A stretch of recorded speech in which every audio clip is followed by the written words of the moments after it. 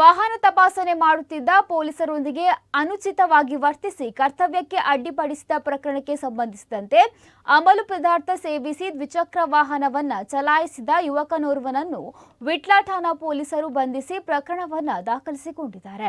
ಬಂಟ್ವಾಳ ತಾಲೂಕು ಕೊಳ್ನಾಡು ನಿವಾಸಿ ಮಹಮ್ಮದ್ ಅಸ್ಬೀರ್ ಬಂಧಿತ ಆರೋಪಿಯಾಗಿದ್ದಾನೆ. ವಿಟ್ಲ ಠಾಣಾ ಎಸ್ಐ ಬಿ.ಎಸ್. ನಾಯಕ್ ಅವರು ಸಿಬ್ಬಂದಿಗಳೊಂದಿಗೆ ವಿಟ್ಲ 4 ಮಾರ್ಗ ಜಂಕ್ಷನ್ನಲ್ಲಿ ವಾಹನ ತಪಾಸಣೆ ನಡೆಸುತ್ತಿರುವ ಅದೇ ದಾರಿಯಾಗಿ ಬಂದ ದ್ವಿಚಕ್ರ ವಾಹನದಲ್ಲಿ ಅದರ ಸವಾರ ಹೆಲ್ಮೆಟ್ ಧರಿಸದೆ ವಾಹನ ಚಲಾಯಿಸಿಕೊಂಡು ಬರುತ್ತಿರುವುದು ಕಂಡುಬಂದಿದೆ.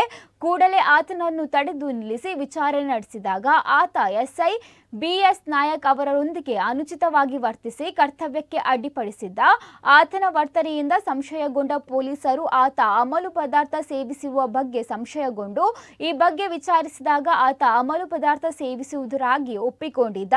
ಬಳಿಕ ಆತನನ್ನು ವೈದ್ಯಕೀಯ ತಪಾಸಣೆಗೆ ಒಳಪಡಿಸಿದಾಗ ಆತ ಮಾದಕ ವಸ್ತು ಸೇವನೆ ಮಾಡಿರುವುದು ದೃಢಪಟ್ಟಿತ್ತು. ಆರೋಪಿಯನ್ನ ಬಂಧಿಸಿರುವ ವಿಟ್ಲ ಠಾಣಾ ಪೊಲೀಸ್ ಪ್ರಕರಣ ದಾಖಲಿಸಿಕೊಂಡು ತನಿಖೆಯನ್ನ ನಡೆಸುತ್ತಿದ್ದಾರೆ.